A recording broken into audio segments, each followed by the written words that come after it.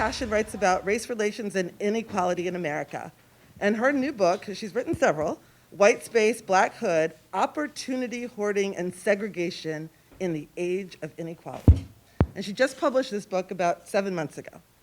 So it shows how government created ghettos and affluent white space and entrenched a system of American residential caste that is the linchpin of US inequality. You know, it's interesting, when I started reading this book, as you all may remember, we are on a book journey ourselves, reading Caste by Isabel Wilkerson. So the comparisons of the two was just fascinating, and I got some questions for you on that. So she also wrote her book, Loving, Interracial Intimacy in America and the Threat to White Supremacy, which explores the history and future of interracial intimacy, how white supremacy was constructed, and how culturally dexterous allies may yet kill it. Her book, Place Not Race, was nominated for an NAACP Image Award for Outstanding Nonfiction in 2015. Ms. Cashin is a professor at law at Georgetown University, my alma mater, where she teaches constitutional law and race and American law, two of my favorite subjects, among other subjects. And she's an active member of the Poverty and Race Research Action Council and worked in the Clinton White House as an advisor on urban and economic policy, particularly concerning community development in inner city neighborhoods. She was a law clerk to US Supreme Court Justice Thurgood Marshall.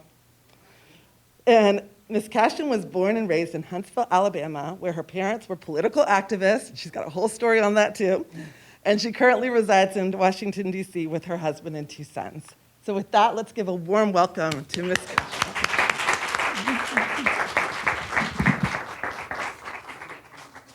Thank you so much. I'm good? Okay.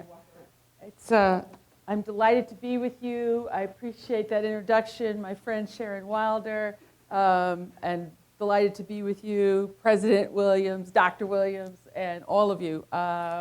In my decades of giving talks at academic institutions, I have never had an intro like that. You know? So this is really quite wonderful.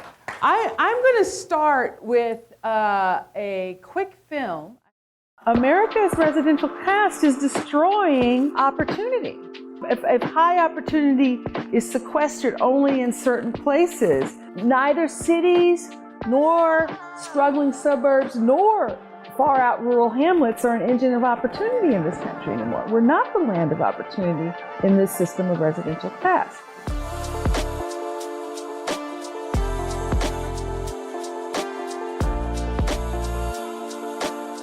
So I've been a professor at Georgetown Law for 25 years, and I've written a new book, White Space, Black Hood, Opportunity, Hoarding, and Segregation in the Age of Inequality. And in that book, I'm shining a light on American residential caste. So American residential caste is a system that was intentionally constructed to create affluent white spaces separated and apart from high poverty Black neighborhoods. We overinvest in and exclude in affluent white space, and we disinvest and prey upon the people trapped in the hood. So there are three anti-Black processes that undergird residential caste: boundary maintenance, opportunity hoarding, and stereotype-driven surveillance. Boundary maintenance is a polite word for segregation. The most persistent types of neighborhoods in large metropolitan or even medium metropolitan areas is affluent white space and high poverty minority neighborhoods, particularly Black neighborhoods. They have persisted, and the boundaries to those two types of neighborhoods have gotten harder. We're more segregated now than we were 20 years ago at these polar extremes. Opportunity hoarding is overinvesting in affluent majority white space and disinvesting elsewhere, particularly in Black neighborhoods. We tend to, use exclusionary zoning, neighborhood assignment, the boundaries of jurisdictions to hoard the opportunities there. Golden infrastructure in schools, wonderful transportation, job-rich social networks. Everyone else who's excluded from those high opportunity environments subsidizes that, right? Through taxation, through gasoline taxes. That gorgeous golden infrastructure is paid for and subsidized by the people who are excluded. And then the third is stereotype-driven surveillance by police and by private citizens. As with slavery and Jim Crow, a lot of non-Black citizens have been conscripted into policing Black bodies. Stereotype-driven surveillance is driven by this idea that kind of behavior is deserved in majority Black neighborhoods. Police go through there with a lens, every young man is presumed a thug rather than a citizen. The beauty of, once you understand the processes, they actually provide the way forward. You basically abolish and reverse them. Inclusion rather than exclusion with boundary maintenance. Giving historically defunded neighborhoods priority in investing rather than opportunity hoarding and disinvesting in Blackness. Humanization and care rather than stereotype-driven surveillance. A city that's gone through abolition repair, what I imagine and envision is that they will have returned to being engines of opportunity, particularly for poor people in poor neighborhoods. See them as assets and give them a chance to be an agent in their own liberation. One thing that Sharon didn't mention is I have a degree in electrical engineering. And I'm a self-taught historian, right? And you're going to see the synthesis of both history and a systems analysis here. But the overarching claim of my book is that each time this country seemed to have put to bed a peculiar Black subordinating institution, it created another one. From slavery to Jim Crow to the iconic system of residential caste, the iconic Black ghetto, and each of those peculiar Black subordinating institutions were animated by a particular stereotype. And what I argue is that the stereotype and the structures have metastasized, but we still live with the structures of white supremacy. Now, why do I focus in this book on institutions that historically have subordinated Black people? Is because residential caste was the dominant response to 6 million Black people moving from the South, North, and West to escape Jim Crow. Everywhere they landed in large numbers, the dominant response to them was to contain them in their own neighborhoods through violence, restrictive covenants, zoning, and then to redline those neighborhoods, cut those neighborhoods off from the kind of public and private investment which were rained down on white neighborhoods. So it's, the residential caste, and my point though is we're all ensnared in a system in which opportunity is concentrated in a few places. It's born of anti-Blackness, but we're all ensconced by it. Now, I already played the video for you. These are the current, not past, current practices. Government policy to this day propagates this system, keeps it in place. It was constructed in the beginning in the 19-teens, but we still live with it. So I give you the film to get you a quick overview of it. We could talk more about individual processes you might be interested in the Q&A. Now, to give you some flavor of it, what are you seeing here? I often, when I give talks about the book, start with this slide. You're seeing Minneapolis. Anybody here from Minneapolis? Okay, the Twin Cities. This black star is where George Floyd was killed. On the left, one green dot is 100 Black people. on the right, one red dot is 10 poor people. And you can see, I'm really missing, if I had it, I'd have a clicker with the little red thing, but that's okay. What you're seeing is intense concentrations of black and poor people in some areas, and right across, not very far from white space, right? I actually had a research assistant who grew up in Southwest Minneapolis, and he said that there you barely saw police, but when you saw them, they were officer friendly and they were directing traffic. And as a young man, he grew up in the more bohemian, gentrifying, he came of age in the Powderhorn neighborhood, and he said that police there acted like hunters, right? And I cite in the book, Powderhorn, this bohemian area, is due south of one of the blackest and poorest neighborhoods on the south side of Minneapolis. And what a lot of people don't realize is that segregation is a huge story, backstory to George Floyd's death, right? The predatory, aggressive policing in the black hood of Minneapolis was applied to George Floyd and his neck. And Minneapolis has one of the highest rates of, I always forget this word. I mean, I've given this talk over and over, but there's this turn of phrase I always forget. One of the highest standards of living in the country, but also has one of the nation's highest rates of inequality. And it would not be possible for the thousands of people who live in Minneapolis exercising their individual preferences to construct these sharp differences in neighborhoods. If you're familiar with the book,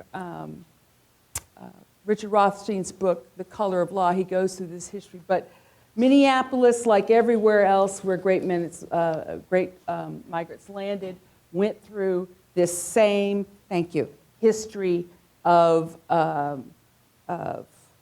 redlining, restrictive covenants, et cetera, which I'm going to talk about.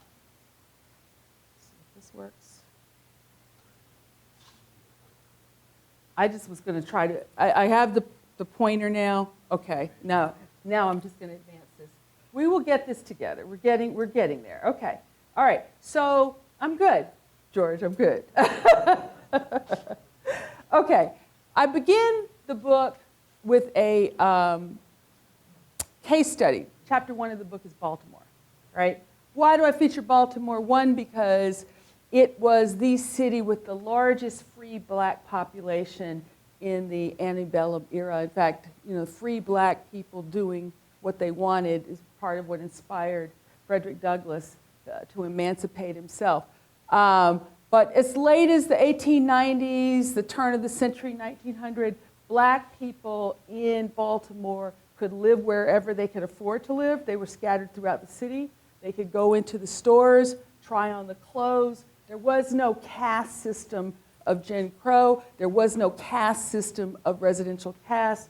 It's only when migrants start to arrive there in very large numbers and some affluent black people begin to buy houses on one of the toniest blocks of the city that Baltimore, the first in the country, adopts a racial zoning ordinance.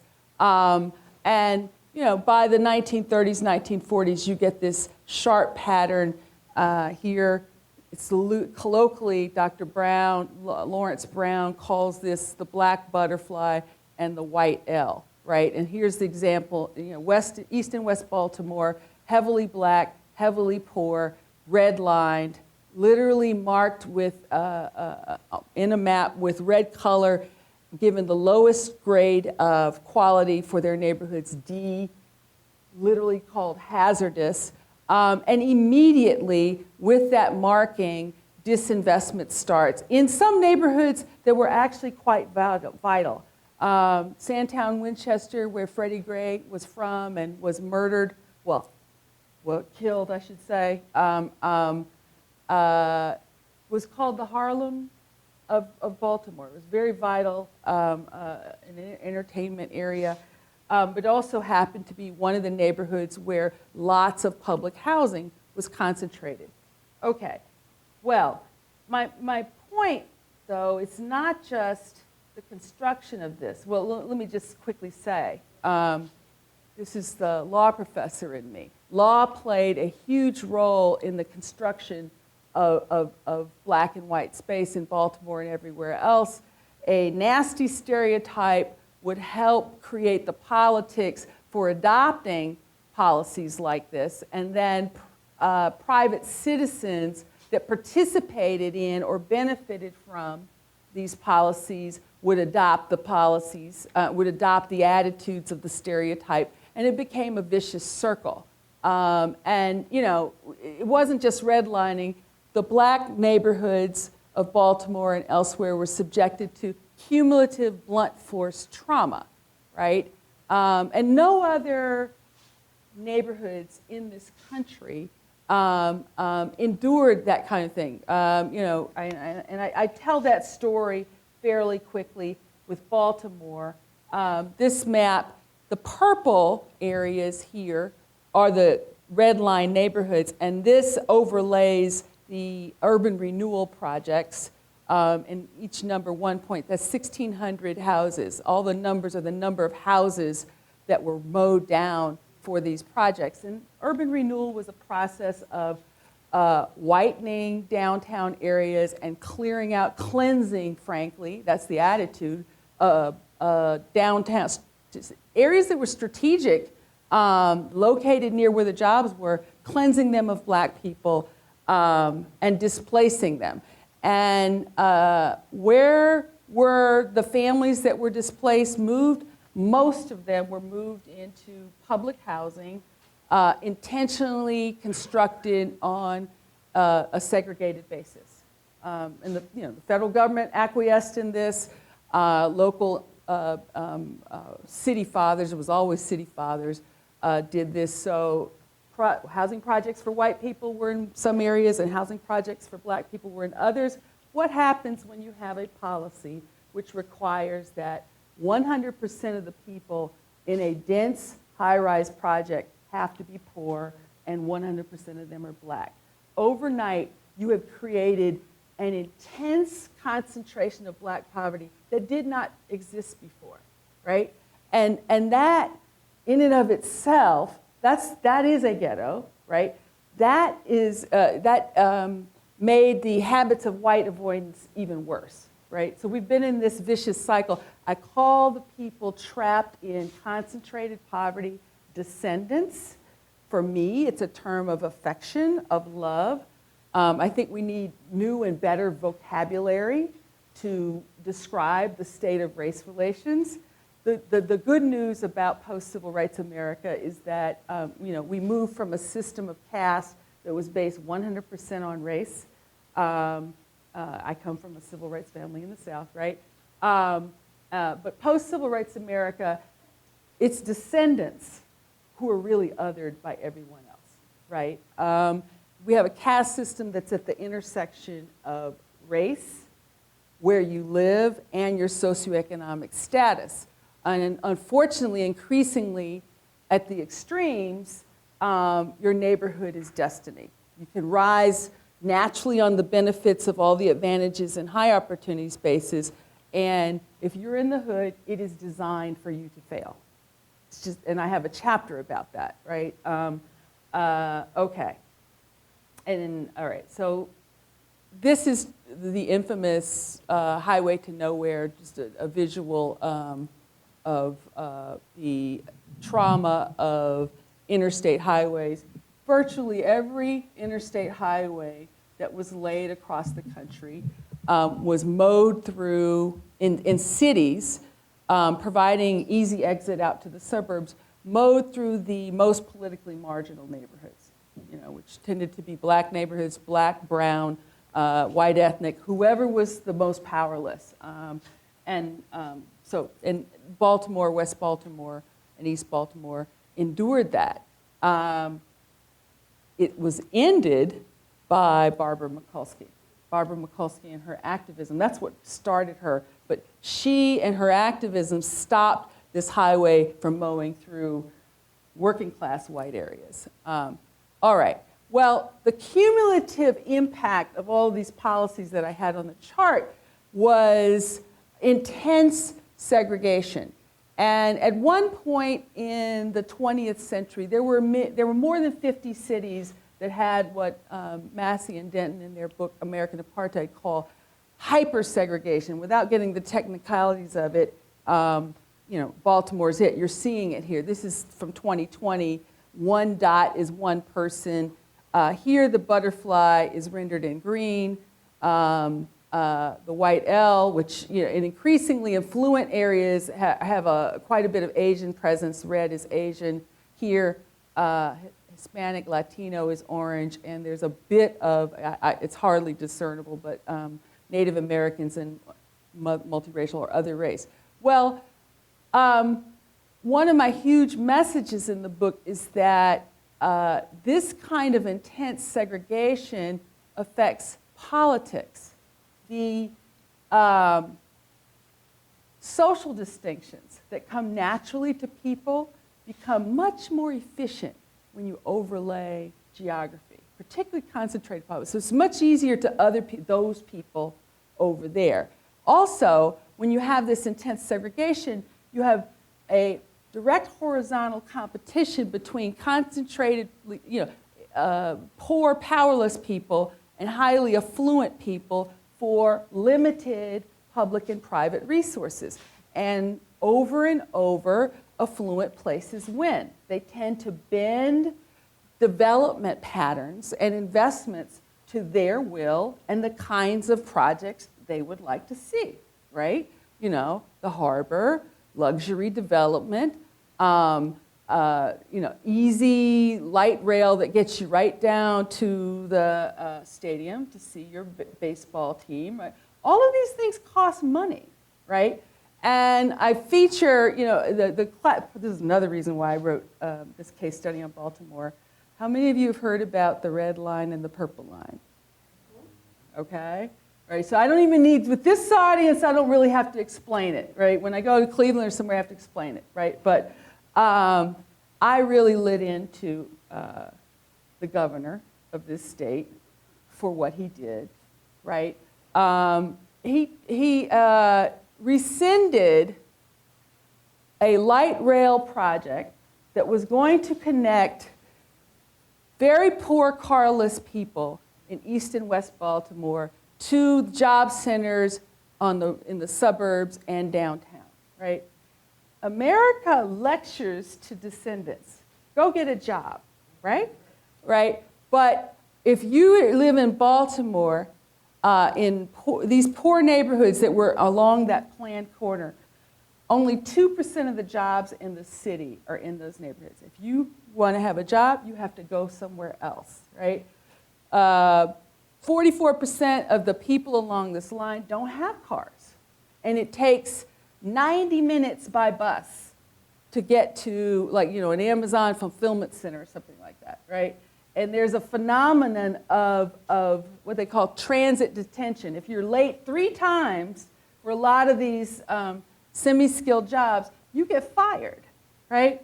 So, and this was like something, it had actually been on the planning book since 1965, but it was like 15 years in the planning.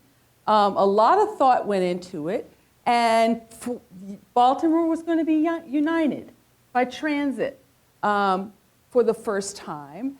And they had a lot of very thoughtful planning that was neighborhood-based with each transit stop, right? Very, very thoughtful. They had a community compact. People were going to get jobs in construction. They were going to, attach some of the high schools to some of those jobs. It was going to be a chance for renewal, right? And when he rescinded the red line, when Governor Hogan rescinded it, he called it a wasteful boondoggle, right? And he reallocated 100% of the $700 million that had been allocated for the first phase of construction. He reallocated it to road projects in outlying majority white areas. Quite a few of them near projects that his real estate company owned, right? And meanwhile, the purple line, and I'm not mad about the purple line, but meanwhile, he grudgingly allowed the purple line to go forward, right? And we're in Montgomery County, right? And I have nice things to say about Montgomery County, particularly its commitment to inclusionary zoning, right? But it also happens to have gotten a lot more than its fair share of infrastructure dollars. You have a lightly used inter-county connector that cost a ridiculous amount of money. And again, there's an opportunity cost with those kind of money. But the purple line goes forward, but something that was going to help people who actually ride public transportation and depend on it was not done. And I say this is what opportunity hoarding is about, and the devaluing of blackness, right? So I tell that story to show, to show the reader what residential cast is about. And I'm going to quickly wrap up here so we can have some QA. But I have some maps just to show you that Baltimore is not alone. Now, I said in the 20th century, we had more than 50 hyper-segregated cities. Black Americans were the only racial group subject to hyper-segregation. Now we're down to 21 cities that are hyper-segregated, but it's still the case that we have a lot of high segregation, and the separation of the affluent from the poor has spiked and has gotten rather stark, right? So look at what's happened in Pittsburgh, for example, between the first 15 years of the new millennium. Poverty is concentrated. This is Pittsburgh. This is August Wilson's Hills District, right around there. Poverty is concentrated, and affluence is concentrated. This is low poverty areas. This is high poverty areas. I don't know what it's like to live in an area that has 80 to 100% of the people poor. I don't know. That could be a prison. It could be a school, a college, because students are poor. I don't know. But the footprint of concentrated poverty shifted. In the new millennium, we had this back to the city movement. Lots of people wanted to be in the city. And downtown areas, there was a lot of new development and interest. But in that same 15-year period, a lot of majority black areas became worse off, even middle-class areas, particularly when you look at the foreclosure crisis. So it's a tale of two cities. I'm just showing you the footprint. I'm speaking at Rutgers Camden next week. Boy, am I going to focus on this map, right? But, Center City, Philadelphia has become a playground for affluent people. In fact, so this story is a heavily urban story, but you can see suburbs. Concentrated poverty grew fastest in the suburbs, and a lot of white areas, first generation suburbs had quite a bit of poverty concentration. Anyway, you'll see. And often the demarcation between poor space and white space is an interstate, some kind of boundary, a river. This is Houston. Anybody here from Houston? No? Okay, just very quickly, the pale area is majority white. The darker areas are majority minority. Each yellow star is a low-income, affordable housing, an affordable housing project subsidized by the federal low-income housing tax credit. Each blue star is a public housing project. Actually, this was a proposed one that got scuttled. But you see this concentration of public housing. The city of Houston admitted in a lawsuit filed by the Obama administration that it had concentrated all of its public housing in 5 neighborhoods, right?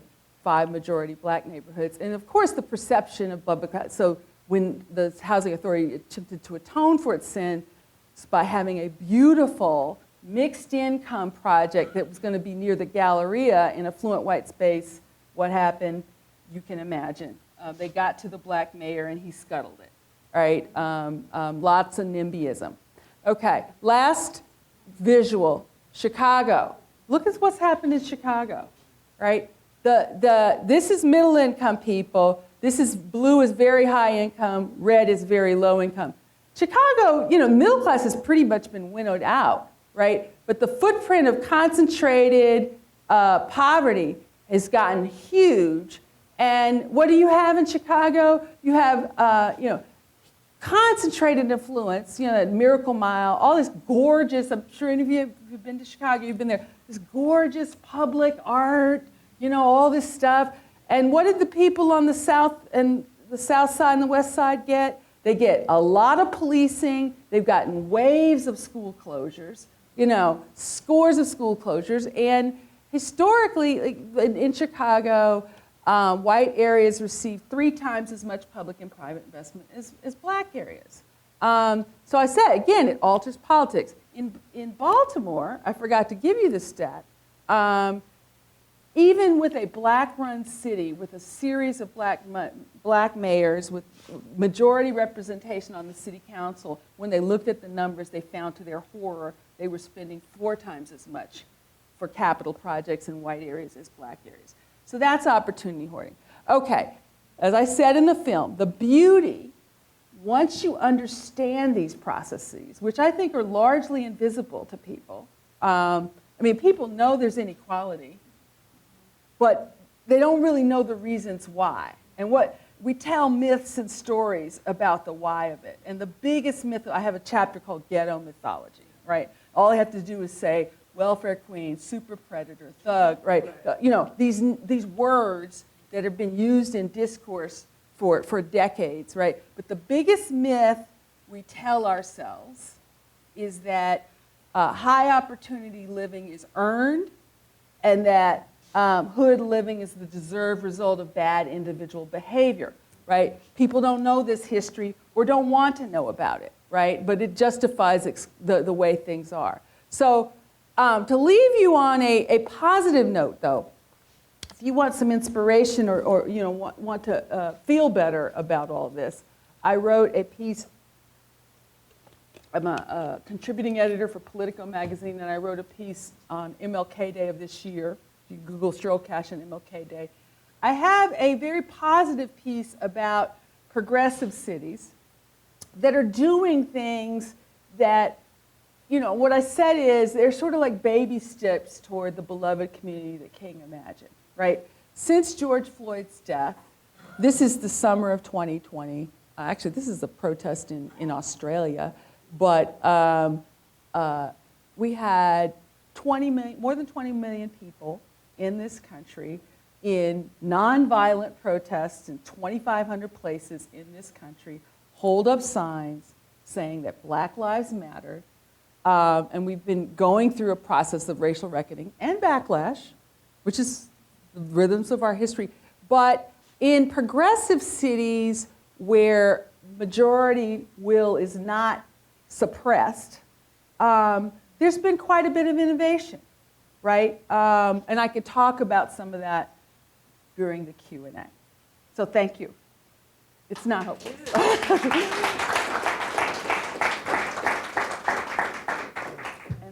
Thank you, Professor Cashin. Thank you very much. What a powerful and important lens on geography and space that you bring to the discourse on race and equity.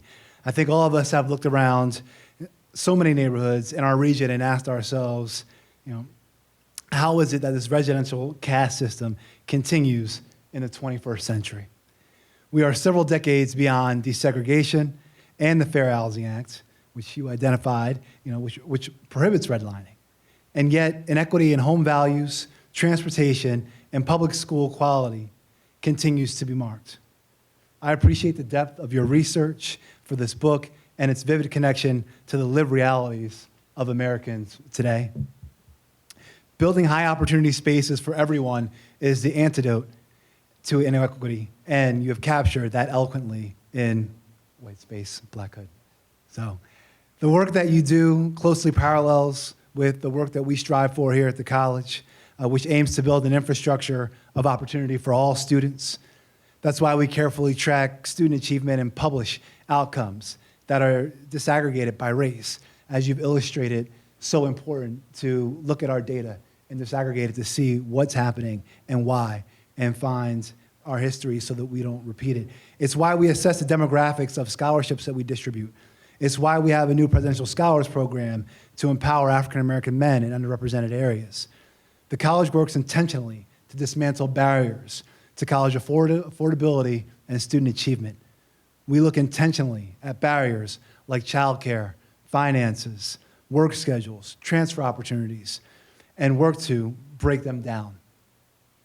Because of these factors, often we're cumulatively, to diminish both student success and equity. This cumulative factor that you've mentioned time and time again about place and space and the historical components of it. We know historically some of these elements have been overlooked, as you've illustrated, especially, of course, in higher education. Higher education, like many areas, we weren't asking the right questions. And we're thankful that you're here to help us ask and pursue the right questions. We try and ask ourselves questions like, can we offer classes at night and on the weekends for students who work full-time? Can we provide scholarships for living expenses for students living in poverty for whom Pell Grants aren't enough? How can we help single parents for whom childcare responsibilities impede progress? How can we answer questions like transportation so we can provide that access to education, which will ultimately provide access to jobs, right? Even the pandemic has created some new insights. Can we provide remote tutoring for students on the weekends and evenings when they are working on their studies? These are just a few of the questions in the higher ed sector which we are helping to discuss and peel back because we know that they're multi-layered. But we also know that they've led to inequities in student outcomes. As we look at exposing structural inequalities in education, in addition to banking, housing, and medical care, it's part of the process of building, more equity in our communities. We're so happy to have this conversation. We're tackling and doing our best tackling policies, right? These policies and practices that you've identified that reify racism, right? They rest on the work of scholars like you, who provide the insightful historical inquiries that show us how we've gotten where we are today. We cannot allow the infrastructure of exclusion to dominate our systems. I am grateful to you. I think we are all grateful to you, Professor Cashin, for your leadership in selecting such an important research topic and using your talent to write so eloquently about it. Until this moment, and being in this place and space with you, I realize that is just complemented, the talent, with passion. And it exudes when we hear you talk, and I statement, when I hear you talk, and it's palpable, it's motivating, it's energizing, it's exhilarating, and it's something that we can leverage for action at our place and space here at Montgomery College. So again, Professor Cashin, it's with extreme appreciation that we say, thank you for everything that you share with us, and we look forward to the Q&A. So, thank you so much.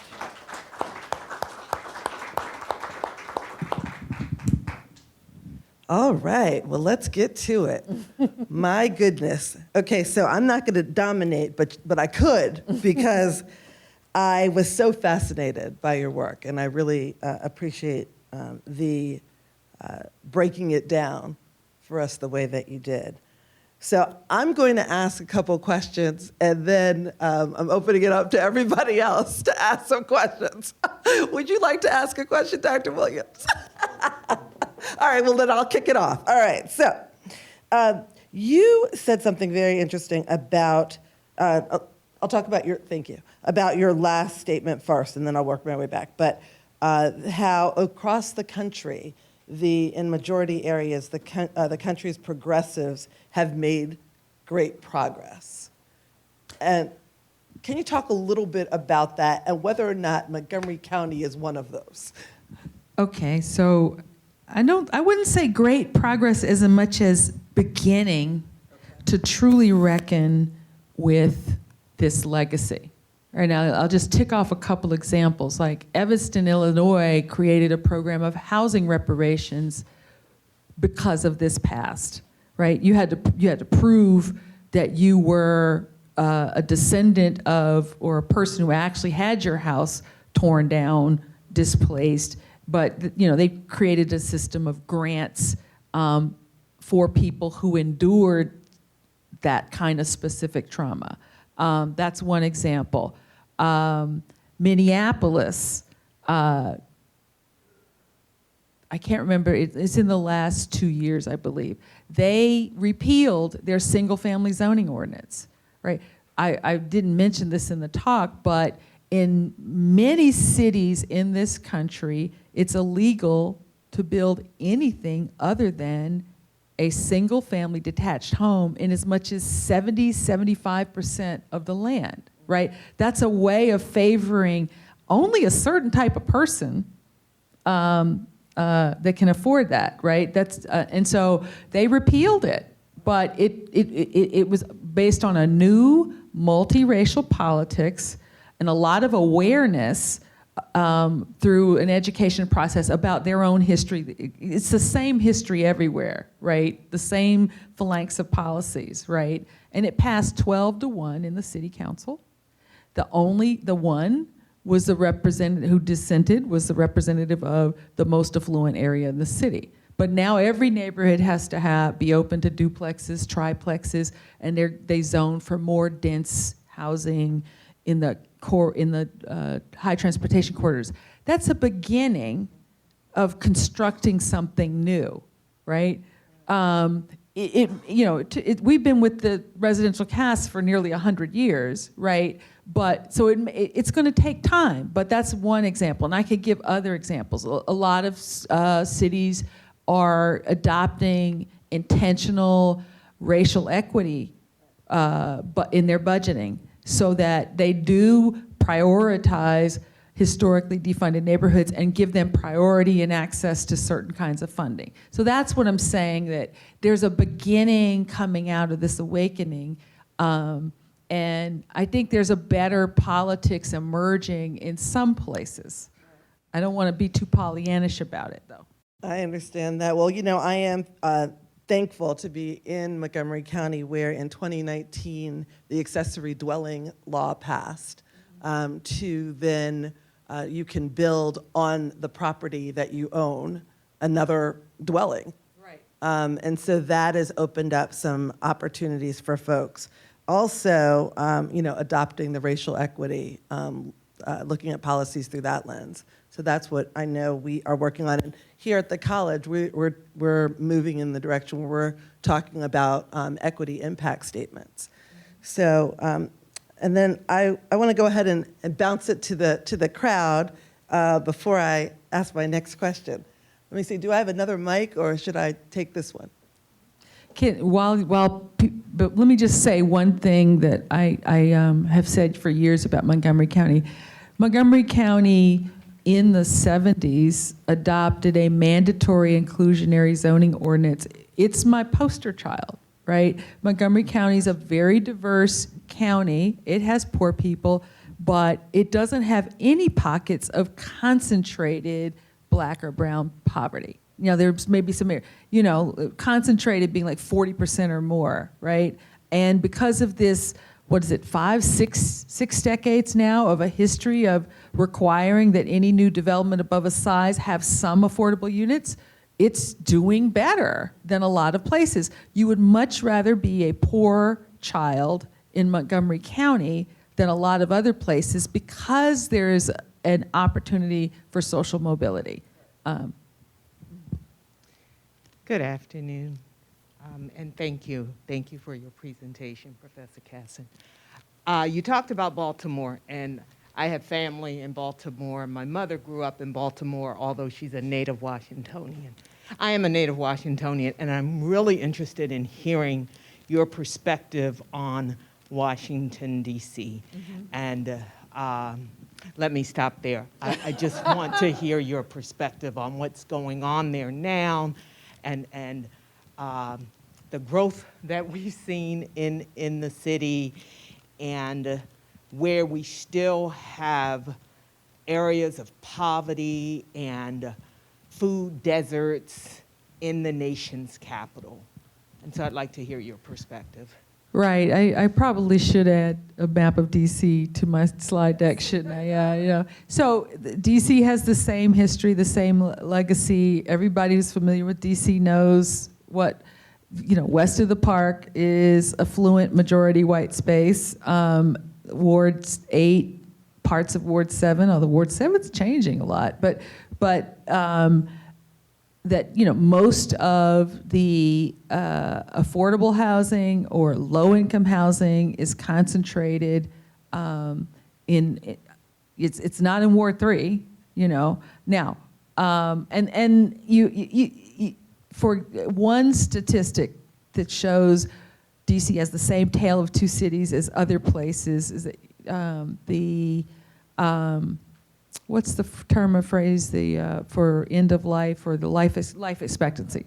Life expectancy between Ward 8 and Ward 3, there's a difference of 27 years, right? Life expectancy in the poorest parts of the city is lower than Rwanda or about the same as Rwanda, right? And you know, again, so what does it mean to live in a high poverty neighborhood? I mean, a concentrated poverty neighborhood, right? It's food deserts, it's junk food swamps, it's gun violence, it's predatory policing, it's apartheid schools, right? You know, apartheid schools where the teachers who teach there will typically not be as well trained. They won't be as experienced. Sometimes they'll be teaching things that they are not certified to do.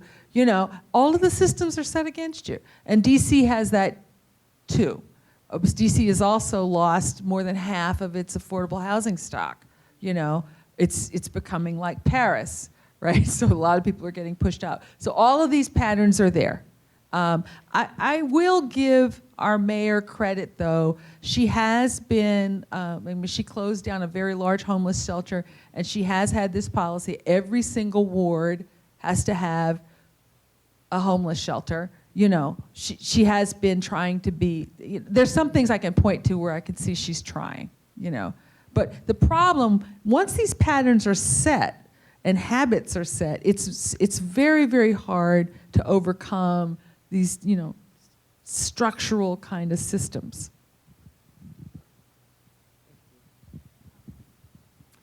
Good afternoon, everyone. We have a question in the chat from Ramon de la Cruz, and he said, thanks for your work and research, and I would love to hear how redlining happens and how do we fight against it.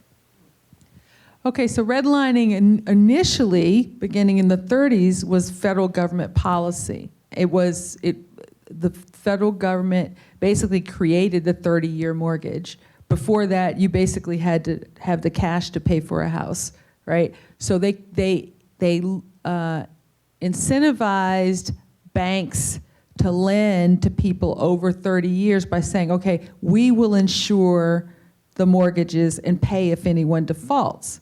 And so what did the federal government do? They said, we perceive basically non-white areas as risky. We will only insure mortgages in majority white areas.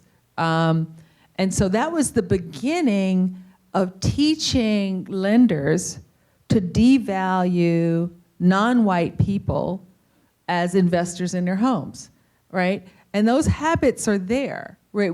To this day, Black and Latino people, it's documented. I cite studies in this book of when they seek to buy a home, there's discrimination in you know what Black and Latino people will be shown when they're trying to rent or buy, but there's also discrimination in credit, and they can be equally qualified to white lenders, but studies show that they are at much more risk of being given substandard or loans on worse terms. There's also a lot of private equity after the foreclosure crisis has swooped into areas where Black and Latino wealth was lost and are buying foreclosed homes and selling it back to people on layaway, really, on these contracts where you don't acquire any equity until the last payment is made. And they actually want people to fail and default, because when they do, they can just churn it back. They'll buy like a house out of foreclosure for $5,000, sell it back to a person for 30 or 40, and then want them to fail. It is really insidious. So like essential workers, their dollars are being transferred to financial titans through this kind of predation that would not be tolerated in white neighborhoods, right? Just would not be tolerated. And those practices are going on now.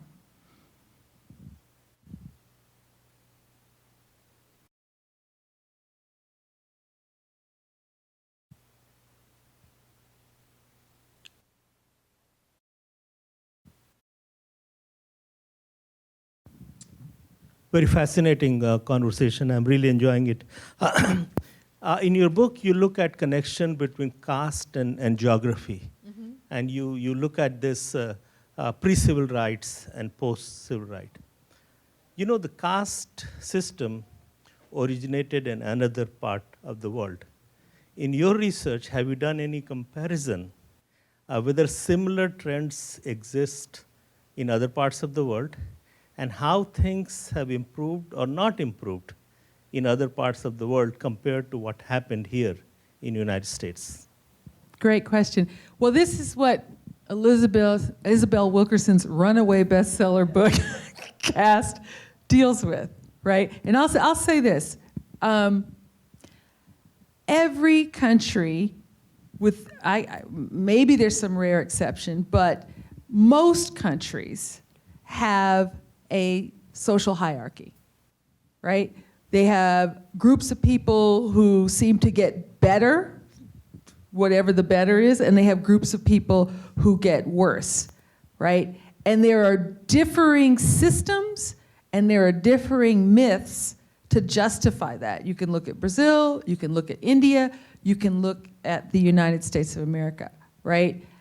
I'm just saying that in my book, my argument is you really can't understand the persistence of inequality and the lack of upward mobility in this country without understanding the role of geography.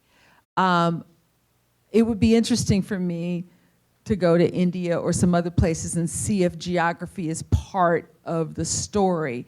But as I understand it, from reading Isabel Wilkerson's book, frankly,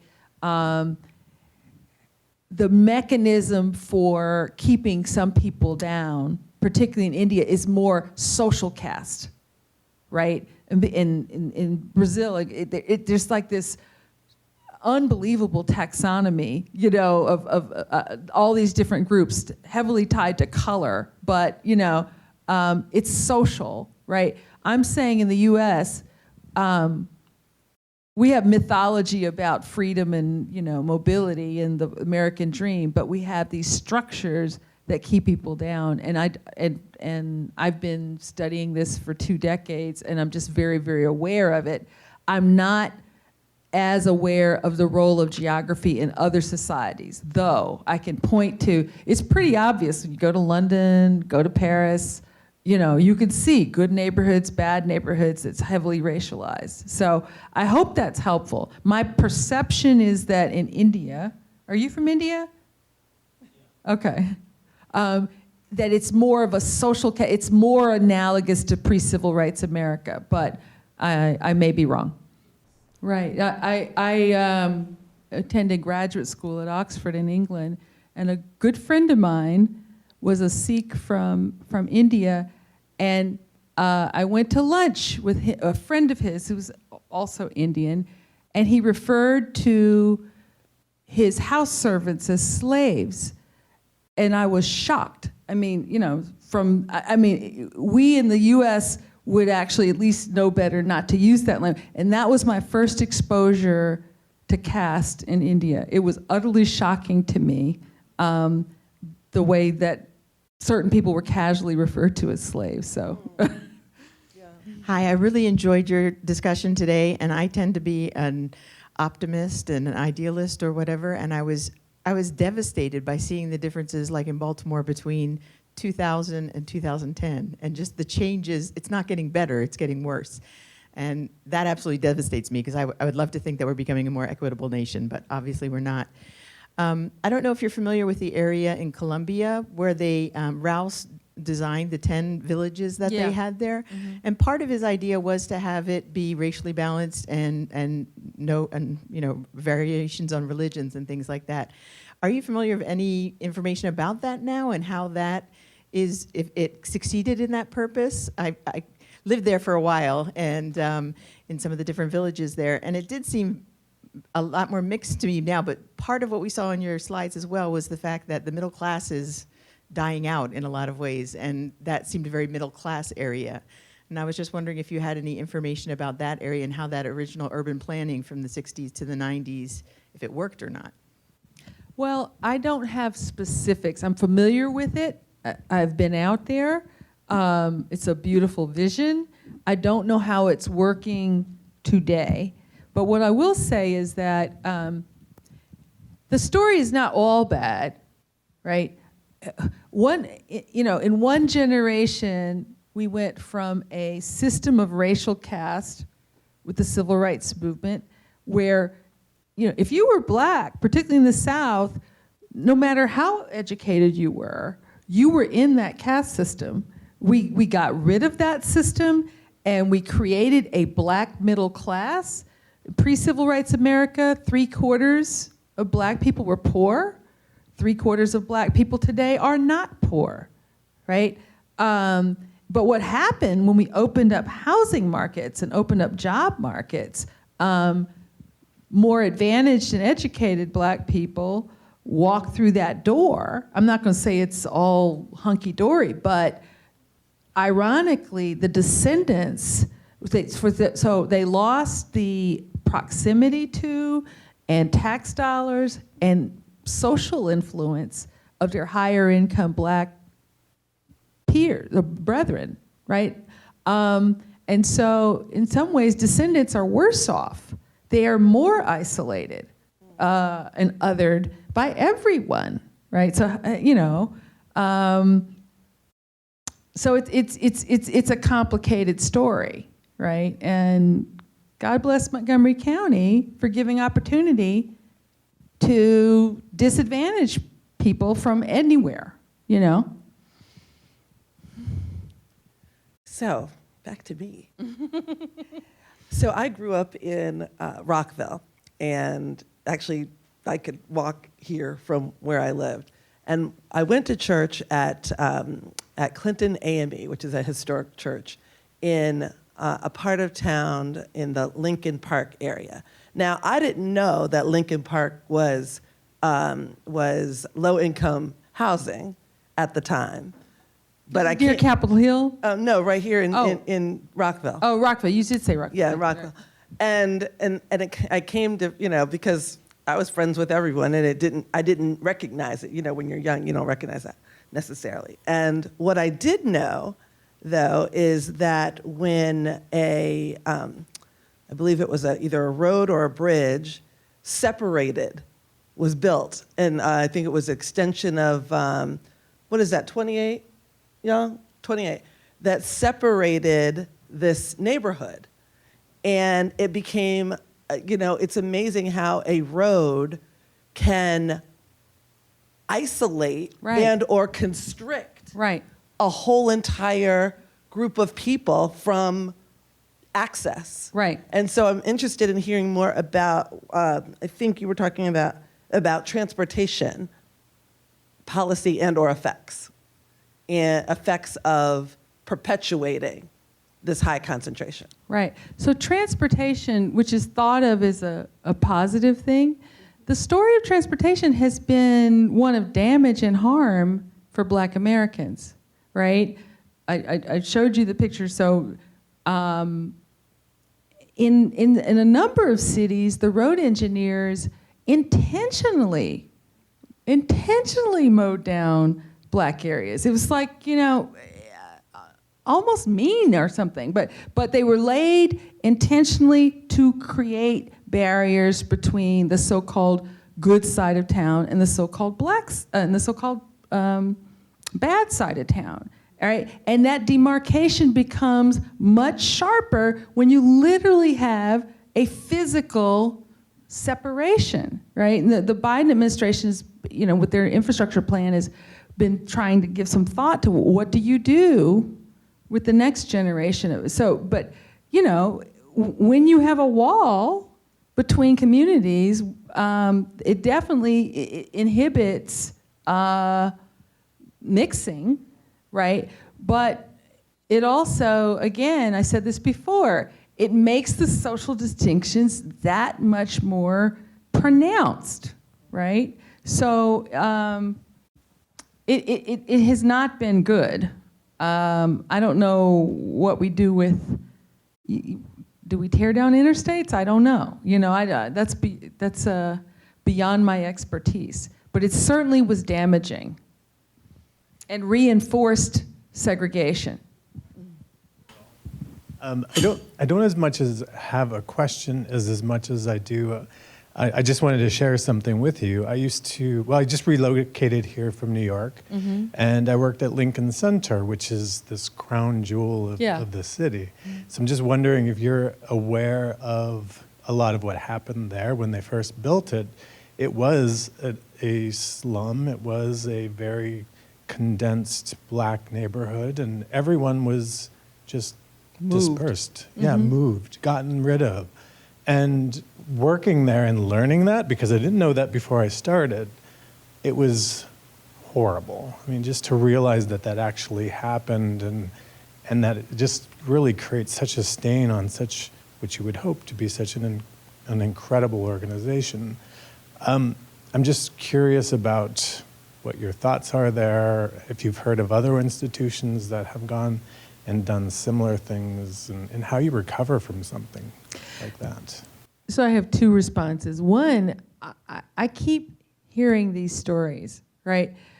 You like Georgetown used to have black people in there, but I keep hearing these stories about black enclaves being destroyed or moved in places that are currently highly affluent white spaces.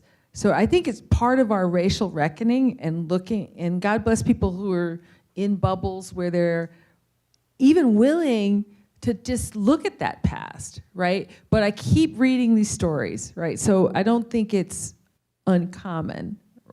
The analogous, this is the second point, I'm at Georgetown, and Georgetown has famously gone through this exercise for atoning for its sin of selling a couple hundred black people to avoid bankruptcy and collapsing, right? So a number of universities have had commissions and gone through these processes to think about, well, what do we do with our own concrete history? And I imagine Lincoln Center should do that, right? And think about, what do you do with that history?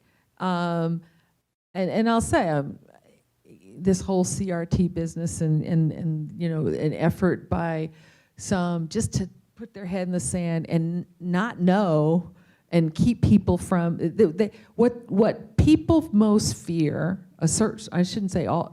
Certain people, the thing that they most fear is white people like you, who are open to joining a multiracial coalition to look clearly at the past and the present and come up with something better, right? That is more threatening to white supremacy than anything else. And then and the last thing I'll say about that, I grew up in this civil rights activist family. We were the only black family in the Unitarian Church. And my father recruited all those hippies. They were all hippie, long-haired people, right?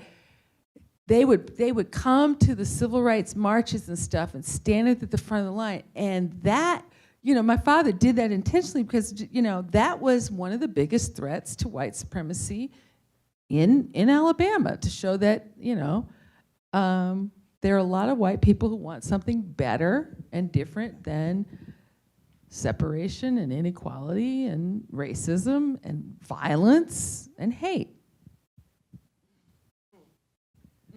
Wow. Okay. Well, you know, I have to tell you, Sheryl, that this conversation has been absolutely fascinating. Thank you. And I've got to shout out to a couple members of the President's Advisory Committee on Equity and Inclusion that are here. And we've had some burning conversations. And one in particular, Miss Melissa Pace, I know you have a question, so I'm going to pass the mic to you to ask that, because we've been talking about this. Thank you very much, Sharon. So I didn't get to finish your book yet, but I did see and read the section about my hometown of Louisville, Kentucky. And I was fascinated to see that you gave a little shout out to Louisville for making efforts in the 70s about busing and trying to integrate schools from the city schools and the county schools, and very, very much aligned with the maps that you had on screen. And it's really interesting because I think a lot of the white suburban families who were, like myself, subject to being bused downtown to the not so good high school downtown that's the black school that's in, you know, it's not as favored. I think a lot of the white families thought that busing was, you know, a terrible idea, that it didn't have good outcomes. And even later when things like magnet schools were put into the schools to create different reasons for you to choose a school outside of your neighborhood, that still was seen by white families as not a good move and destructive for Louisville. However, the economy improved and the segregation of neighborhoods improved. And so it's really interesting that your take on it is so positive when so many other just white suburban families considered it just, you know, boneheaded move, and it never worked, it never will work. And it's still in the Courier-Journal Louisville newspaper. Just a few weeks ago, there was a spread about why busing didn't work and why it would never work. And you know, the city of Louisville is a little bit of a anomaly from the rest of the state of Kentucky, but there do seem to be programs that are trying to incentivize small businesses and things like that. But I so agree with your characterization of the highways creating those barriers. And, you know, just like you said, you really can't tear down I-65, but what can you do for those structural issues that are plaguing our cities? And thank you for the shout out to my hometown. So Louisville, there was resistance. You know, Louisville went through school desegregation under a court order, and there was resistance, but over a 20-year period, a constituency, a black and white or multiracial constituency for school integration rose up. And they decided after the court order was lifted that they wanted to keep in place the strategies for school integration. And they have a strong civic culture around that. And it is held together. And like as you mentioned, over time, the neighborhoods became less segregated because you really couldn't, if you were going to live in Louisville Metro, you couldn't escape it, right? And so Louisville went from being hyper-segregated to just segregated, and they've done a better job than many other places in holding together school integration. Not everybody likes it, but the majority of people seem to like it, and they figured out ways to do it without just busing, right? So it is a success story. I just don't know what the answer is on highways. I just don't. But my main policy prescriptions are mandatory inclusionary zoning, which is what Montgomery County has, what the Twin Cities just adopted, racial equity in budgeting, giving historically defunded neighborhoods of whatever color, but particularly ones who were redline, priority in investment, and changing the relationship of the state from predatory to caring with high poverty neighborhoods. right? And once you do that, this is my final chapter of the book, Abolition and Repair. That's the first step. If you change the lens from punitive to caring, from presumed thug to presumed citizen, it frees you up to focus on evidence-based strategies that produce better outcomes and often cost less, rather than pursuing policies born of dogma, which is what we have been doing. Okay, well, thank you very much for being here today. Of course, I got some Montgomery College swag for you. That's right. I hope you wear it proudly. I did what, when we talk about application to our college, and this is the final word here, you've talked about a lot of things in your last chapter. And I'm wondering if there were one or two things that you would say would be applicable to a college in terms of changing that narrative, becoming an, how you phrase it, abolitionist? How'd you phrase it? An abolitionist. Right. Well, when it comes to colleges, and this is my book, Place Not Rice, was all about this, right? I believe that high-achieving students, and maybe not even high-achieving, but students who are trying, who have a track record of trying, or students who want to be educated, that are come from disadvantaged places. In my back of the envelope is a neighborhood where 20% or more of the people are poor, that they should receive priority in admissions. They should receive priority in, scholarships, right? People who have come from disadvantage and yet still have managed to, graduate from high school, try. The lens for selection is different. I mean, this is an open admissions school, okay, so it's different, right? But they should receive priority. The last should be first.